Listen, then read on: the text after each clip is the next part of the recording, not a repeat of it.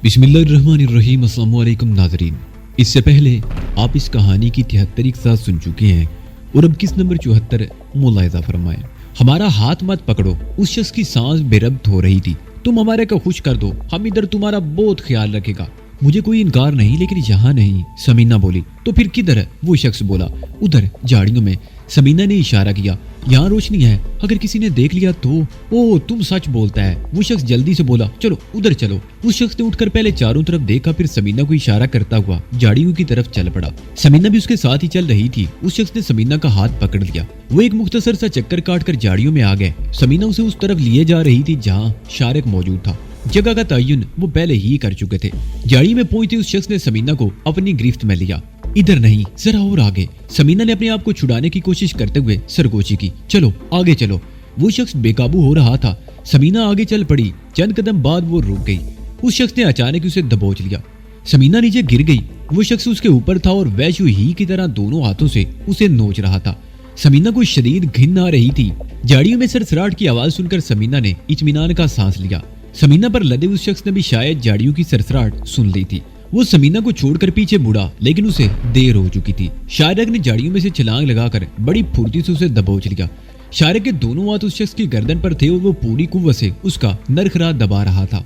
वो शख्स बुरी तरह उछल रहा था। समीना ने उसकी टांगे पकड़ रखी थी। चंद मिनट बाद उस शख्स की मुज़ाहमत खत्म हो गई, लेकिन शारिक ने उसकी गर्दन से हाथ उस वक्त हटाए जब उसे इत्मीनान हो गया कि वो खत्म हो चुका है। उसे छोड़कर शारिक अपने फूले हुए सांस पर काबू पाने की कोशिश करने लगा। समीना उसके करीब ही खड़ी कमीज के बटन बंद कर रही थी। चंद मिनट बाद शारिक ने उस शख्स की लाश कंधे पर उठाई। वो बड़ी एहतियात से चलते हुए कुएं के किनारे पर पहुंच गए और फिर दूसरे ही लम्हे शारिक ने लाश कुएं में फेंक दी। कुएं की गहराई में लाश गिरने की मदम सी आवाज सुनकर शारिक ने इत्मीनान का सांस लिया। उसने समीना की तरफ देखा और वो दोनों तेज तेज कदम उठाते हुए अपने कमरे की तरफ बढ़ने लगे। उस वक्त रात के 2 बजे थे। शाहपरी अपने कमरे से निकलकर दबे कदमों चलती हुई उस शेड के नीचे पहुंच गई जहां बहुत सारे ड्रम रखे हुए थे। धुएं से काले उन ड्रमों को देखकर अंदाजा होता था कि उसमें भी तार कोल रहा होगा, लेकिन ऐसा नहीं था। ये ड्रम अफयूम से मार्फिन बनाने के लिए इस्तेमाल होते थे। मुसलसल चूल्हों पर चढ़ते रहने से ये न सिर्फ बाहर से काले हो गए थे, बल्कि इनके अंदर पकने वाली अफयूम ने इन्हें अंदर से भी काला कर दिया था। ड्रमों से जरा आगे लकड़ियों के अंबार थे। मोटी मोटी लकड़ियां थी और बाज तो दरख्तों के पूरे पूरे तने थे। गुलबाज खान के आदमी पहाड़ों से लकड़ियां काट कर यहाँ जमा करते रहते थे, जो इन ड्रमों में मार्फिन की तैयारी में जलाई जाती थी। शाहपरी लकड़ियों के उस अंबार के करीब रुककर इधर उधर देखने लगी। वो अच्छी तरह जानती थी कि लकड़ियों के उस अंबार के दूसरी तरफ चंद गज के फासले पर एक आदमी बैठा हुआ था। मुमकिन है वो ऊँग रहा हो या गहरी नींद सो गया हो, और ये भी मुमकिन था कि जिम्मेदारी का एहसास करते हुए वो पूरी तरह चौकस हो। वो कुछ देर तक लकड़ियों के अंबार के करीब खड़ी रही और फिर ड्रमों के पास आ गई। वो चंद लम्हे खामोश रही और बेहिस्सो हरकत खड़ी रही। फिर एक ड्रम को दोनों हाथों से पकड़कर आहिस्ता आहिस्ता उसकी जगह से हटाने लगी। ड्रम खाली होने के बावजूद खासा वजनी था। शाहपरी ड्रम को किनारों से पकड़कर आहिस्ता आहिस्ता घुमाती उसकी जगह से 3-4 फुट दूर ले गई और फिर वो ड्रम उसके हाथों से छूटकर नीचे गिर गया। सन्नाटे में ड्रम के गिरने की आवाज दूर तक फैली थी, लेकिन उसके फौरन ही बाद यकदम सन्नाटा छा गया। शाहपरी को यकीन था कि लकड़ियों के अंबार के दूसरी तरफ बैठे हुए मुहाफिज ने वो आवाज सुन ली होगी। वो बड़ी फुर्ती का मुजाहरा करते हुए अपनी जगह से हटकर चंद फुट दूर एक और ड्रम के पीछे छुप गई। चंद लम्हे खामोश रही और फिर कदमों की आवाज सुनाई देने लगी। शाहपरी ने मुहाफिज को लकड़ियों के अंबार के दूसरी तरफ से निकलते हुए देख लिया था। वो अपनी जगह से हटकर एक और ड्रम के पीछे छुप गई। कुछ देर तक कदमों की आवाज सुनाई देती रही और एक बार फिर खामोशी छा गई। शाहपरी ड्रम की आड़ से झांक कर देखने लगी। वो मुहाफिज नजर नहीं आ रहा था और ना ही किसी तरफ से उसके कदमों की आवाज सुनाई दे रही थी। उसका ख्याल था कि शायद वो अपनी जगह वापस चला गया होगा। शाहपरी अपनी जगह से हरकत करना ही चाहती थी कि अपने अकब में हल्की सी आहट सुनकर चौंक गई। वो तेजी से पीछे मुड़ी, लेकिन उसे देर हो चुकी थी। राइफल की नाल उसकी पुश से लग गई और उसके साथ ही एक हल्की सी घुर्राहट उसकी समाज से टकराई। तुम जो कोई भी हो, अपनी जगह से हरकत मत करना। शाहपरी के मुंह से बेइख्तियार गहरा सांस निकल गया। ये जुमला पश्तो में कहा गया था और ये यकीनन वही मुहाफिज था जो कुछ देर पहले ड्रम के गिरने की आवाज सुनकर लकड़ियों के अंबार के पीछे से निकला था। वो यकीनन बहुत मोहतात आदमी था और बड़ी महारत का सबूत देते उसके अकब में पहुंचा था। हाथ उठाकर मेरी तरफ घूम जाओ और कोई चालाकी दिखाने की कोशिश ना करना, मुहाफिज ने हुर्रा कर कहा। शाहपरी ने दोनों हाथ ऊपर उठा लिए और आहिस्ता आहिस्ता घूम गई। उसके सर पर दुपट्टा या चुनरी किस्म की कोई चीज ना थी। इस तरह हाथ ऊपर उठाने से उसके सीने में तनाव पैदा हो गया। सामने खड़े हुए मुहाफिज की नजरें उसके चेहरे और सीने पर पड़ी तो उसके मुंह से भी बेइख्तियार सांस निकल गया। आंखों में चमक सी उभर आई। तो तुम इस वक्त यहाँ क्या कर रही हो? वो अकलाया। कुछ नहीं, शाहपरी ने खौफजदा लहजे में जवाब दिया। ऐसे ही यहाँ आ गई थी, आधी रात को ऐसे ही तो इधर नहीं आई हो? मुहाफिज ने जवाब दिया। ऐसे ही यहाँ आ गई थी। मुहाफिज ने कहा, मैं भी तुम्हें गुलबाज खान के पास ले जाता हूँ, वो तुमसे पूछ लेगा कि इस वक्त यहाँ क्या कर रही हो। नहीं नहीं, शाहपरी जल्दी से बोली, वो मुझे जिंदा नहीं छोड़ेगा। मैं यहाँ कुछ नहीं कर रही थी, तुम मुझे जाने दो। तुम्हें जाने दूं? मुहाफिज उसके चेहरे पर नजरें जमाते हुए बोला। एक शर्त पर तुम्हें छोड़ूंगा। मुझे तुम्हारी हर शर्त मंजूर है, बोलो क्या चाहते हो? शाहपरी खौफजदा लहजे में बोली।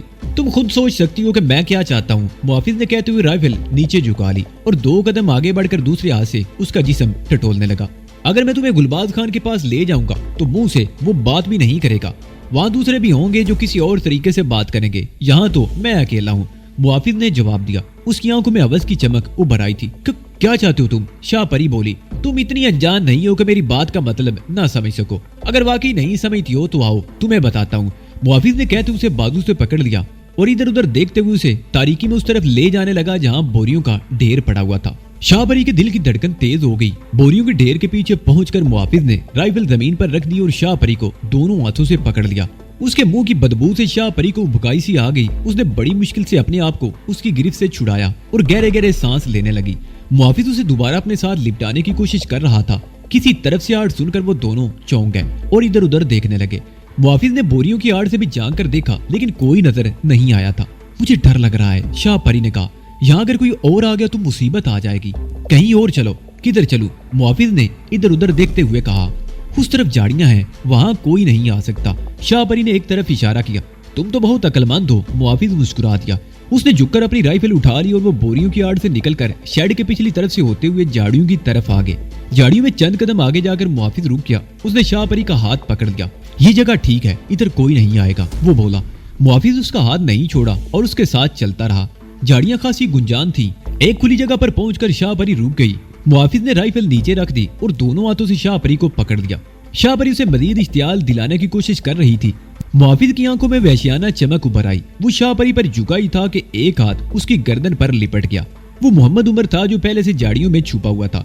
उसने मौका पाते ही झाड़ियों से निकलकर बड़ी आहिस्ती से अपना बाजू मुहाफिज की गर्दन पर लपेट दिया और अब आहिस्ता आहिस्ता पीछे खींच रहा था। मुहाफिज के लिए ये सब कुछ बिल्कुल गैर मुतवक्को था। उसने शेड पर शाहपरी को देखा था तो उसके दिल में हवस जागी थी और वो बड़ी खुशगवार उम्मीद भी लेकर यहाँ शाहपरी के साथ झाड़ियों में आ गया था। उसने ये तो सोचा भी नहीं था कि यहाँ मौत उसकी मुंतजिर होगी। उसे यूं महसूस हुआ जैसे आहनी शिकंजा उसकी गर्दन पर फिट कर दिया गया हो। मुहाफिज ने दोनों बाजू मोहम्मद उमर के बाजू पर जमा दिए और वो गिरफ्त छुड़ाने की भरपूर कोशिश कर रहा था। उसके हल्क से खरखराहट की हल्की हल्की आवाजें निकल रही थी। मोहम्मद उमर उसे काबू रखने के लिए पूरी कुव्वत इस्तेमाल कर रहा था, क्योंकि वो अच्छी तरह जानता था कि अगर मुहाफिज उसके हाथ से निकल गया तो वो शोर मचा देगा और फिर इनकी अपनी जिंदगी की कोई जमानत नहीं होगी। मोहम्मद उमर का अंगूठा मुहाफिज के नरखरे पर जम गया। वो पूरी कुव्वत से उसका नरखरा दबा रहा था। मुहाफिज की आंखें उबलने लगी। वो बुरी तरह हाथ पैर मारने लगा था। शाहपरी ने करीब पड़ा हुआ एक पत्थर उठाकर उसके सर पर दे मारा। मुहाफिज के हल्क से अजीब सी आवाज निकली। वो आखिरी मर्तबा मोहम्मद उमर की बाहों में मचला और फिर उसका जिस्म ढीला पड़ता चला गया। मोहम्मद उमर ने 2 मिनट बाद उसे छोड़ दिया। वो खत्म हो चुका था। मोहम्मद उमर गहरे गहरे सांस ले रहा था। उसने जिंदगी में कई इंसानों को मौत के घाट उतारा था, लेकिन इस शख्स का गला घूंटते उसे दांतों पसीना आ गया था। हौले हौले सांस पर काबू पाने में कई मिनट लग गए। फिर उसने मुहाफिज की राइफल कंधे पर लटकाई और शाहपरी को इशारा करते हुए मुहाफिज की लाश को टांगों से पकड़ लिया। शाहपरी ने लाश की बगलों में हाथ डाल दिए। वो दोनों लाश को उठाकर कुएं के पास आ गए। लाश को कुएं के किनारे पर रखकर मोहम्मद उमर ने इधर उधर देखा और फिर लाश को कुएं में धकेल दिया और थोड़ी देर बाद कुएं की गहराई से शराब की हल्की सी आवाज सुनकर उसने इत्मीनान का सांस लिया। वो दोनों कुएं के करीबी झाड़ियों में कुछ तलाश करते रहे। शाहपरी झाड़ियों में एक जगह रुक गई। वहां झाड़ियों में एक कलाशनकोव राइफल पड़ी हुई थी। मोहम्मद उमर ने अपनी राइफल भी उसके करीब ही रख दी और झाड़ियां बराबर करके शाहपरी की तरफ देखने लगा। शाहपरी की कमीज सामने से फटी हुई थी। वो अपने आप में अजीब सी कैफियत महसूस करने लगा था। उसने जल्दी से रुख बदल लिया। चलो वापस चलें। उसके हल्क से फंसी फंसी सी आवाज निकली। शाहपरी के होंठों पर खफीफ सी मुस्कुराहट आ गई। उसने फटी हुई कमीज के दोनों कोने पकड़कर गिरा लगा ली और झाड़ियों में एक तरफ चलने लगी। झाड़ियों के इख्तिताम पर पहुंचकर वो रुक गए। मोहम्मद उमर मोहताज निगाहों से इधर उधर देखने लगा। चलो तुम निकल जाओ, मोहम्मद उमर ने सरगोशी की। शाहपरी झाड़ियों से निकल आई और तेज तेज कदम उठाती हुई इमारत की तरफ बढ़ने लगी। कुछ ही देर बाद वो कमरे में पहुंच चुकी थी। समीना, नौलखा और शारिक जाग रहे थे। शाहपरी को देखकर वो उठकर बैठ गए। समीना की नजरें फौरन शाहपरी की फटी हुई कमीज की तरफ उठ गई। क्या रहा, मोहम्मद उमर कहाँ है? उसने सरगोशियाना लहजे में पूछा। वो आ रहा है, शाहपरी कहते हुए बैठ गई। हम वाकई वैशियों में फंस गए हैं। अगर मैं अकेली उसके हाथ लग जाती तो वो मुझे खून ख्वार भेड़ियों की तरह चीर फाड़ डालता। शारिक कुछ कहना ही चाहता था कि उसी वक्त मोहम्मद उमर भी आ गया। वो लोग सरगोशी में बातें करते रहे। राइफल वहीं रख दी थी ना? शारिक ने मोहम्मद उमर से पूछा। हाँ, वहाँ तुम्हारी रखी हुई राइफल भी मौजूद थी, मोहम्मद उमर ने जवाब दिया। फिर चंद लम्हों की खामोशी के बाद बोला, जब हम यहाँ आए थे तो इनकी तादाद 10 थी। 2 आदमी पहले चले गए थे, तीसरे को शाम को गुलबाज खान ने भेज दिया और 2 को हमने अंडरग्राउंड कर दिया है। इस तरह अब यहाँ सिर्फ 5 आदमी रह गए हैं। अगर गुलबाज खान को ये शुबा हो गया कि उन 2 आदमियों को हमने कत्ल किया है तो वो हमें जिंदा नहीं छोड़ेगा, नौलखे ने कहा। उसे शुबा नहीं होगा, शारिक बोला। मैंने पहले ही उसके ज़हन में ये बात बिठा दी थी कि उसके आदमी उसे पसंद नहीं करते और वो भागने के लिए मौके की तलाश में है। उसने भी इस बात का एतराफ किया था। उन आदमियों को गायब पाकर वो यकीनन यही समझेगा कि वो भाग गए हैं। हमें 2 राइफलें मिल गई हैं, मोहम्मद उमर ने कहा। हमारे मुकाबले में 5 आदमी हैं। मेरा ख्याल है हमें कम से कम 1 राइफल की और जरूरत पड़ेगी। इसका मतलब है कि हमें एक और आदमी को अंडरग्राउंड करना पड़ेगा, नौलखे ने कहा। हाँ, मोहम्मद उमर ने सारी लाया, ये करना ही पड़ेगा। तो फिर इस प्रोग्राम पर अभी अमल शुरू कर दिया जाए, समीना अपनी जगह से उठते हुए बोली। जो काम हो जाए बेहतर है और फिर इस किस्म के कामों में ताखीर नहीं करनी चाहिए। चलो ये काम भी निपटा ही लें। शारिक भी अपनी जगह से उठ गया। पहले शारिक बाहर निकला, वो इधर उधर देखता हुआ झाड़ियों की तरफ चला गया। उसके 5 मिनट बाद समीना कमरे से निकल आई। पहले की तरह इस वक्त भी उसने कमीज के ऊपर वाले 2 बटन खोल दिए थे। समीना चलने में वहां खड़ी रही, फिर इमारत के ऊपर से घूमकर लिबार्ट्री के सामने वाले हिस्से की तरफ चल पड़ी। उसे यकीन था कि लिबार्ट्री के सामने कोई ना कोई मुहाफिज जरूर मौजूद होगा। उसका अंदाजा दुरुस्त निकला। समीना ने दीवार की आड़ से झांक कर देखा तो एक आदमी बरामदे के स्टून से टेक लगाए बैठा हुआ था। उसकी राइफल भी उसके करीब ही रखी हुई थी। बरामदे में जलने वाले बल्ब की रोशनी में समीना ने उसे पहचान लिया। ये वही आदमी था जो रात के खाने के दौरान उससे बेतकल्लुफ होने की कोशिश कर रहा था। समीना चलने में इधर उधर देखती रही, फिर उसने एक छोटा सा पत्थर उठाकर मुहाफिज की तरफ उछाल दिया। अपने करीब पत्थर गिरने की आवाज सुनकर मुहाफिज चौंक गया। उसने राइफल उठा ली और इधर उधर देखने लगा। समीना दीवार की आड़ से निकल आई और हाथ से इशारे करने लगी। मुहाफिज की आंखों में उलझन तैर गई, लेकिन दूसरे ही लम्हे उसके चेहरे के तासरात बदल गए। उसने मुहतात निगाहों से इधर उधर देखा और दबे कदमों चलता हुआ समीना के करीब आ गया। ओए, तुम इधर क्या करता है इस वक्त रात को? मुहाफिज ने उसकी तरफ देखते हुए सरगोशियाना लहजे में कहा। मैं तो तुम्हारी तलाश में फिर रही हूँ खान, समीना ने सरगोशी में जवाब दिया। पहले एक मरतबा कमरे से निकलने लगी थी तो मेरे एक साथी की आंख खुल गई। इस वक्त सब लोग गहरी नींद सो रहे हैं। मैं बड़ी हिम्मत करके तुमसे मिलने आई हूँ। ओए, मेरे से मिलने? खान की बाँचें खिल गई। क्यों भाई, रात को खाने के दौरान तुमने मेरा हाथ पकड़ा था ना, समीना ने शर्माते हुए जवाब दिया। मैं उसी वक्त से तुम्हारे बारे में सोच रही हूँ। ओए, मेरे बारे में क्या सोचता है? ओए, खान बोला। तुम्हें नहीं मालूम कोई औरत किसी मर्द के बारे में क्या सोचती है? समीना बोली। हम भी पागल का बच्चा है जो तुम्हारा बात नहीं समझता, खान माथे पर हाथ मारते हुए बोला। आओ हम दोनों इधर बैठकर सोचता है, इधर कोई देख लेगा तो हमारा सोच में शरीक हो जाएगा। वो समीना का हाथ पकड़कर इमारत की पिछली तरफ आ गया। उस तरफ भी कुछ रोशनी थी और उसकी नजरें समीना के नीम और यहाँ सीने पर मरकूज थी। इधर नहीं खान, समीना इधर उधर देखते हुए बोली। उधर झाड़ियों में चलो, वहाँ कोई नहीं आएगा। चलो चलो, जिधर तुम्हारा मर्जी है चलो, खान ने कहा। समीना उसे लेकर झाड़ियों की तरफ आ गई। वो मुकर्ररा मुकाम की तरफ बढ़ रही थी कि झाड़ियों में सरसराहट सुनकर खान चौंक गया। ओए, इधर कोई है? वो इधर उधर देखते हुए बोला। कोई नहीं, तुम मेरे साथ चलते रहो। समीना उसे हाथ से पकड़कर आगे खींचने लगी, लेकिन खान वहां रुक गया। पहले इधर उधर देखता रहा, फिर समीना की तरफ देखते हुए बोला। ओए, तुम हमारे साथ धोखा तो नहीं करता? उधर कोई है, हमको सच बताओ, इधर क्यों लाया है? हम दोनों तो उधर बैठकर ही सोच सकता था। कोई नहीं है खान, तुम आगे तो चलो, समीना उसे खींचने लगी। खान की मोटी अकल में भी शायद ये बात आ गई थी कि उसके साथ किसी किस्म का धोखा हो रहा है। समीना जिस अंदाज में उसे खींच रही थी उससे उसे शुबा हो गया था और ठीक उसी लम्हे झाड़ियों में एक बार फिर सरसराहट की आवाज सुनाई दी। खान उस तरफ मुड़ा और ऐन उसी वक्त कोई साया झाड़ियों से निकलकर हवा में उड़ता हुआ उसके ऊपर आन गिरा। वो शारिक था जो पहले ही से झाड़ियों में छुपा हुआ था। समीना और खान उसके बहुत करीब पहुंच चुके थे और वो वहां से हटना चाहता था ताकि खान उसकी मौजूदगी को महसूस न कर सके, लेकिन झाड़ियों में सरसराहट की आवाज से खान मशकूक हो गया था। खान ने समीना पर अपने शुबे का इजहार भी कर दिया था कि इसके साथ धोखा हो रहा है। शारिक के ख्याल में वक्त जाया करना नहायत खतरनाक साबित हो सकता था और यही सोचकर उसने खान पर छलांग लगा दी। खान को शुबा तो हो चुका था, लेकिन ऐसी किसी सूरत के लिए वो तैयार नहीं था। झाड़ियों से निकलने वाला साया जैसे ही उसे टकराया वो लड़खड़ा गया।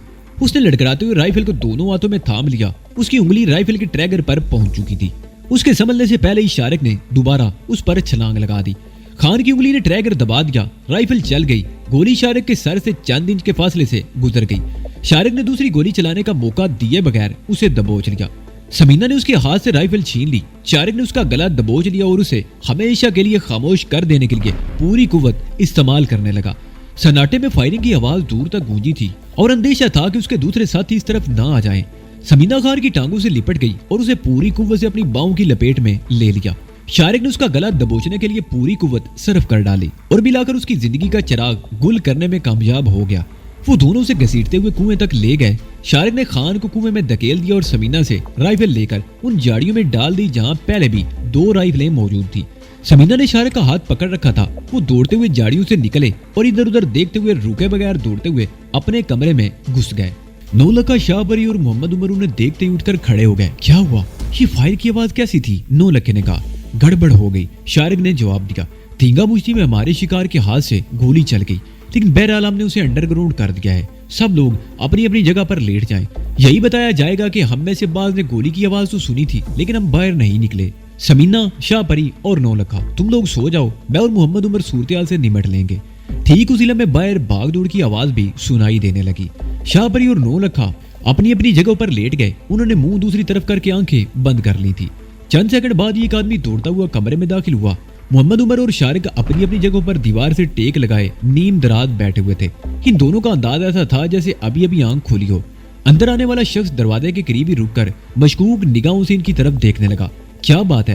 گولی کس نے چلائی تھی؟ شارق نے آنے والے سے پوچھا۔ معلوم نہیں، تم لوگوں میں سے کوئی باہر تو نہیں نکلا؟ اس شخص نے کہتے ہوئے ایک بار پھر باری باری سب کی طرف دیکھا۔ نہیں، شارق نے نفی میں ساری لایا۔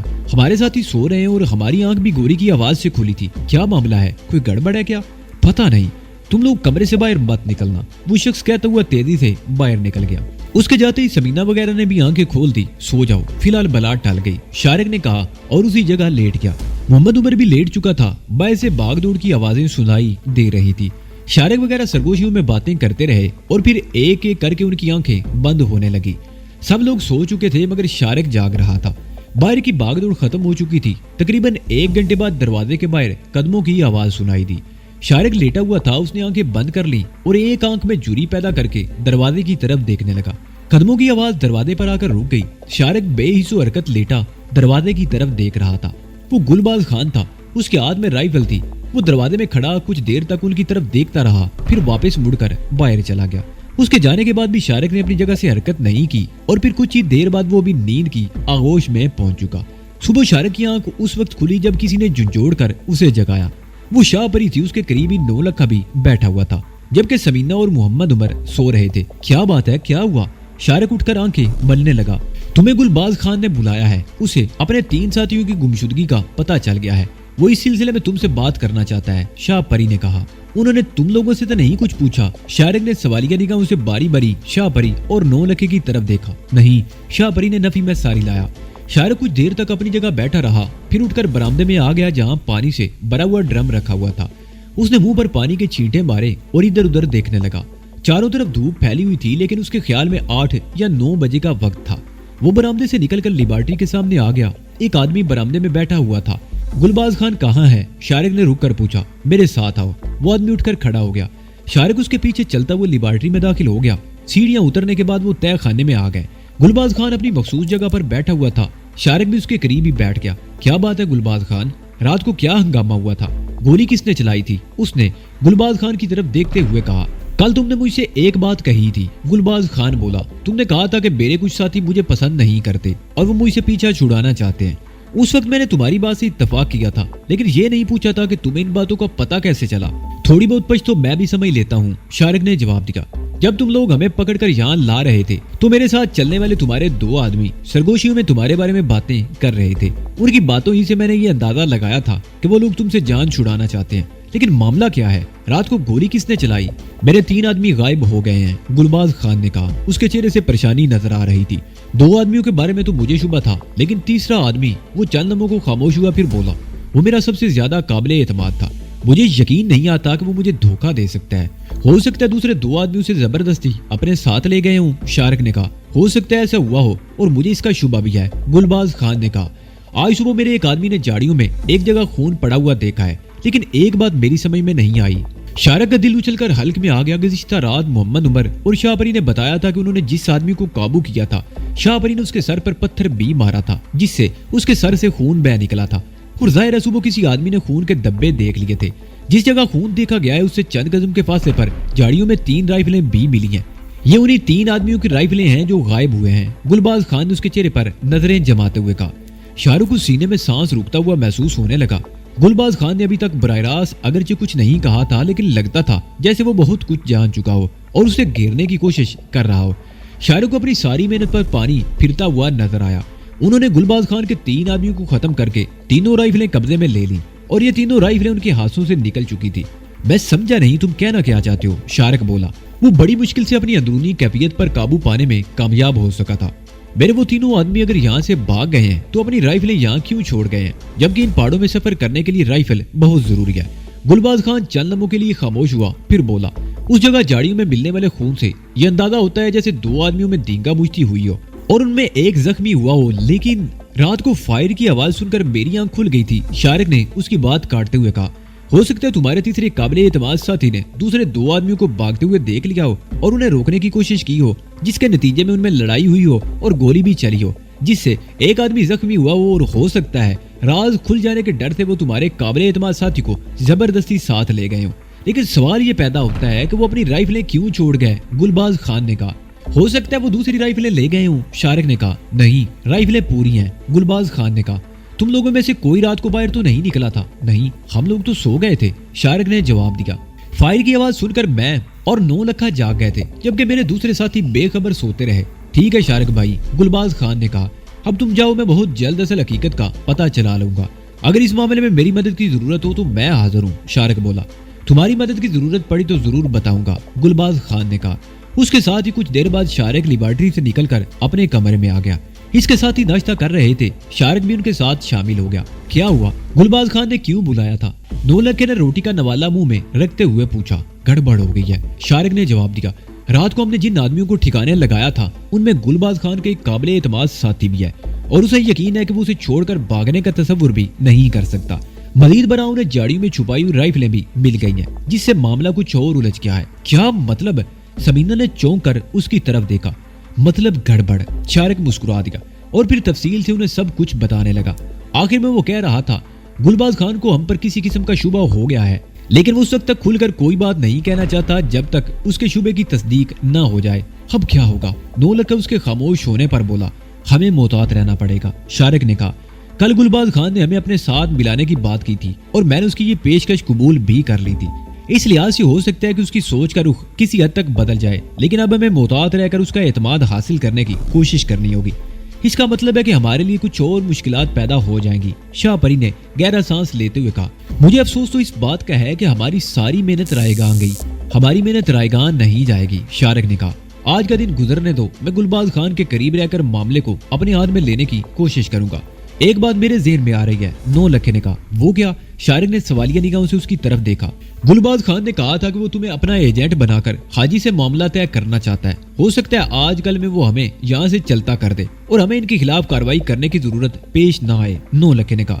گلباز خان اتنا بے وقوف نہیں ہے جتنا تم اسے سمجھ رہے ہو، شاہ رخ نے کہا۔ وہ ہمیں یہاں سے اس وقت تک نہیں جانے دے گا جب تک اسے یہ یقین نہ ہو جائے کہ ہم اسے دھوکہ نہیں دیں گے، اور اسی دوران اگر اسے یہ پتہ چل گیا کہ اس کے آدمی فرار نہیں ہوئے بلکہ ہم نے انہیں قتل کر دیا ہے تو معاملہ ختم سمجھو، بلکہ اپنا ہی خاتمہ سمجھو، 9 لکھے نے کہا۔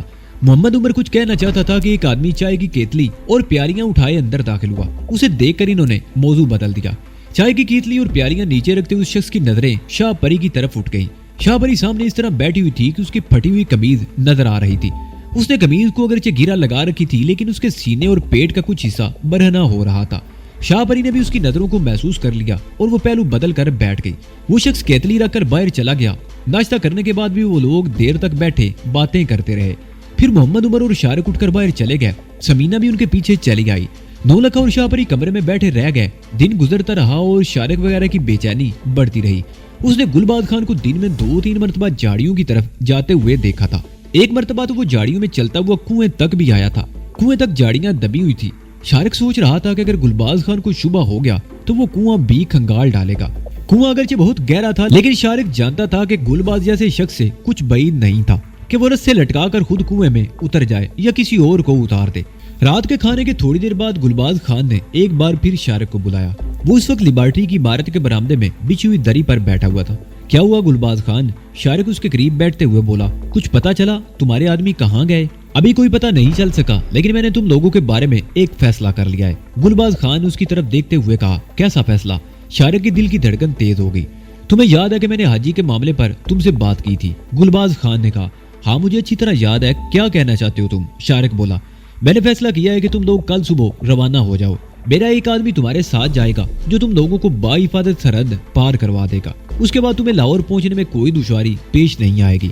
हाजी से मामला तय होते ही तुम लाहौर में मौजूद मेरे आदमी को मुतला कर दो। वो फैसला कर लेगा। वो मेरा काबिले एतमाद आदमी है। तुम उसके साथ मिलकर कोई भी फैसला कर सकते हो। ठीक है, शारिक बोला। अपनी वो शराइत भी बता दो जिनके मुताबिक हाजी से मामला तय किया जाएगा। शराइत कोई ऐसी नहीं जो हाजी के लिए काबिले कबूल ना हो, गुलबाज खान ने कहा और फिर अपनी शराइत बताने लगा। आखिर में वो कह रहा था, कमी बेशी तुम अपनी स्वाबदीद के मुताबिक कर सकती हो। और मेरा हिस्सा इसमें क्या होगा? शारिक ने पूछा। 10%। गुलबाज खान ने मुस्कुराते हुए जवाब दिया। तुम्हें सिर्फ लाहौर में रहकर निगरानी करनी होगी। 10% के हिसाब से भी तुम्हें बैठे बिठाए लाखों का कमीशन मिल सकता है। मुझे मंजूर है, शारिक बोला। हम किस वक्त जाएंगे? सुबह नाश्ता करते ही रवाना हो जाओ। लेकिन क्या? शारिक ने उलझी हुई नजरों से उसकी तरफ देखा। तुम्हारे 2 साथी यहाँ रहेंगे, गुलबाज खान ने कहा। समीना और 9 लाख जमानत के तौर पर हमारे पास रहेंगे। इन्हें यहाँ कोई तकलीफ नहीं होगी। हम हर तरह से इनका ख्याल रखेंगे। लाहौर में अपने आदमी की तरफ से क्लियरेंस मिलते ही समीना और 9 लाख को बाहिफाजत सरहद पार पहुंचा दिया जाएगा। शारिक दिल ही दिल में मुस्कुरा दिया। उसका ख्याल दुरुस्त निकला था। गुलबाज खान वाकई इतना बेवकूफ नहीं था जितना उसे समझ लिया गया था। वो समीना और 9 लाख को जमानत के तौर पर अपने पास रखना चाहता था, जिसका मतलब था कि उसे इन पर मुकम्मल भरोसा नहीं था। शारिक कुछ देर सोचता रहा, फिर बोला। ठीक है, मुझे तुम्हारी ये शर्त मंजूर है, लेकिन मेरे साथियों को मेरी अदम मौजूदगी में कोई नुकसान नहीं पहुंचना चाहिए। मुतमईन रहो, इन्हें कोई नुकसान नहीं पहुंचेगा, गुलबाज खान ने जवाब दिया। शारिक जब कमरे में वापस पहुंचा तो उसके चेहरे से परेशानी नुमाया थी। 9 लाख वगैरह चौंके बगैर ना रह सके। क्या बात है शारिक बाबू? 9 लाख ने उसकी तरफ देखते हुए पूछा। खैर तो है ना? कोई गड़बड़ तो नहीं? गुलबाज खान ने सुबह हमें यहाँ से जाने की इजाजत दे दी है, शारिक ने जवाब दिया। उसका लहजा बुझा बुझा सा था। तो इसमें परेशानी की क्या बात है? 9 लाख बोला। हमें तो शुक्र अदा करना चाहिए कि हम यहाँ से खैरो आफियत से निकल जाएंगे। तुम्हें याद होगा गुलबाज खान ने मुझसे बात की थी कि मैं लाहौर में हाजी से उसका मामला तय करा दूं, शारिक बोला। अच्छी तरह याद है, 9 लाख ने सारी लाया। उसने कहा है कि हम सुबह यहाँ से रवाना हो जाएं। उसका एक आदमी हमारे साथ होगा जो हमें सरहद पार करा देगा। लेकिन क्या? 9 लाख ने सवारिया निगाहों से उसकी तरफ देखा। इस लेकिन के बाद ही मुझे गड़बड़ महसूस होती है। लेकिन उसने हमें इस शर्त पर यहाँ से जाने की इजाजत दी है कि मैं तुम्हें और समीना को यहाँ छोड़ जाऊंगा, जमानत के तौर पर, शारिक ने जवाब दिया। ओह! 9 लाख के मुंह से गहरा सांस निकल गया। उसका दिमाग खराब हो गया है। एक लड़की को यहाँ कैसे छोड़ा जा सकता है? मैं यहाँ रहने को तैयार हूँ। जाओ अभी और इसी वक्त जाकर उससे बात करो। मैं तुम लोगों की जमानत बनकर यहाँ रहूंगा। वो चाहे जिंदगी भर मुझे यहाँ रख ले, मुझे कोई एतराज नहीं, लेकिन समीना को यहाँ नहीं छोड़ा जा सकता। 9 लाख ने खामोश होकर समीना की तरफ देखा। उसके चेहरे की रंगत बदल गई थी। समीना की बजाय मैं यहाँ रहने को तैयार हूँ, शाह परी ने कहा। ये भी नहीं हो सकता, 9 लाख जल्दी से बोला। क्या हम इतने बेगैरत हैं कि अपनी आजादी के लिए अपनी औरतों को गिरवी रख दें? ये कभी नहीं हो सकता। या तो हम सब जाएंगे या सब यहीं रहेंगे। हाँ, ये हो सकता है कि मैं यहाँ रह जाऊं। क्या वाकई तुमने उस शैतान की ये शर्त मान ली है? समीना ने उसे घूरा। क्या वाकई तुम मुझे इन वैश्यों के बीच में छोड़कर चले जाओगे? शर्त मान लेने और उस पर अमल करने में बड़ा फर्क होता है, शारिक ने मुस्कुराते हुए जवाब दिया। सुबह जब हम यहाँ से रवाना होंगे तो सब साथ होंगे, कोई यहाँ नहीं रहेगा। समीना के चेहरे पर तमानियत सी आ गई। लेकिन ये सब कैसे होगा? 9 लाख ने कहा। क्या तुम समझती हो कि ये लोग हमें हमारी मर्जी के मुताबिक यहाँ से जाने देंगे, जबकि हम बिल्कुल निहत्ते और ताकत भी इस्तेमाल नहीं कर सकते? हमें सिर्फ एक राइफल की जरूरत है, शारिक ने कहा। हमारी तादाद 5 है और वो 4, लेकिन हमें अगर एक राइफल मिल जाए तो उन चारों पर काबू पाया जा सकता है। ये हमारी बदकिस्मती है कि राइफलें हमारे हाथ आई भी और निकल गई, 9 लाख ने कहा। हमें सिर्फ एक राइफल की जरूरत है, शारिक बोला, और आज रात हम वो राइफल हासिल कर लेंगे और फिर सुबह हम सबको यहाँ से जाने से कोई रोक नहीं सकेगा। थोड़ी देर बाद शारिक और समीना उठकर कमरे से बाहर आ गए। दिन या रात के किसी भी हिस्से में उनके घूमने फिरने पर कोई पाबंदी नहीं थी। शारिक और समीना उसे घूम फिर कर ये देखना चाहते थे कि गुलबाज खान और उसके साथी कहाँ कहाँ हैं। वो दोनों लिबर्टी के सामने से गुजरते हुए रुक गए। एक गनमैन बरामदे में बैठा हुआ था गुलबाज खान कहाँ है? शारिक ने पूछा। तय खाने में है। बुलाऊं या तुम लोग अंदर जाओगे? वो शख्स बोला। नहीं, हम तो वैसे ही घूम रहे हैं, शारिक कहते हुए आगे बढ़ गया। वो लोग एक लंबा चक्कर काटते हुए वापस आ गए। एक आदमी को उन्होंने उस जगह देखा था जहाँ से उन पहाड़ों पर आने जाने का रास्ता था। ये रास्ता शारिक पहले भी देख चुका था। ये तंग सा दर्रा था जिसमें से पहलू बपहलू 2 घोड़े गुजर सकते थे। शारिक ने आगे जाकर ये नहीं देखा था, लेकिन गुलबाज खान ने उसे बताया था कि तकरीबन 100 गज आगे जाकर ये रास्ता कुशादा हो जाता था। दूसरी तरफ एक और तंग सा रास्ता था जहाँ से वो लोग उन्हें लेकर आए थे। एक पहरेदार दर्रे वाले रास्ते पर बैठा हुआ था और दूसरा दूसरे रास्ते पर। दीगर इलाके में ऊंची तारें लगी हुई थी और जाहिर है उनकी हिफाजत के लिए अब कोई नहीं था। तकरीबन 1 घंटे बाद वो लोग घूम फिर कर वापस आ गए। शारिक ने तय कर लिया था कि ये लोग उस रास्ते से वापस जाएंगे जिस रास्ते से उन्हें यहाँ लाया गया था, लेकिन सबसे अहम मसला ये था राइफल कैसे हासिल की जाए। वो सब लोग यही सोच रहे थे कि राइफल हासिल कैसे की जाए। शाहपरी ने यह तजवीज पेश की कि राइफल हासिल करने के लिए वही पुराना तरीका इख्तियार किया जाए, यानी शाहपरी या समीना के जरिए एक मुहाफिज को फांस कर तारीकी में ले जाकर खत्म कर दिया जाए और उसकी राइफल पर कब्जा कर लिया जाए। मोहम्मद उमर के पास एक और तजवीज थी, लेकिन वो लोग अभी किसी बात पर मुत्तफिक नहीं हो सके थे कि बाहर से एक आवाज सुनकर चौंक गए। वो सब खामोश होकर वो आवाज सुनने लगे। साफ लग रहा था कि कोई लाउड स्पीकर पर कुछ कह रहा हो, लेकिन बात समझ में नहीं आ रही थी। लाउड स्पीकर पर कोई ऐलान हो रहा है। नो लक्के ने कहा, तुम्हारा दिमाग खराब हो गया है। समीना ने उसे घूरा। इन पहाड़ों में लाउड स्पीकर कहाँ से आ गया? रेडियो बज रहा होगा। 1 मिनट। शारिक ने खामोश रहने का इशारा किया। आवाज तो वाकई लाउड स्पीकर जैसी है। वो लोग तवज्जो से आवाज सुनने लगे और उसी लम्हे बाहर से दौड़ते हुए कदमों की आवाज सुनाई दी। एक आदमी अंदर दाखिल हुआ। गुलबाज खान ने बुलाया तुम सबको लेबॉर्टरी में, उस शख्स ने कहा। वो खासा बदहवास लग रहा था। क्या बात है, तुम बहुत घबराए हुए हो? शारिक ने पूछा। तुम लोग जल्दी आ जाओ, वो आदमी कहते हुए बाहर दौड़ गया।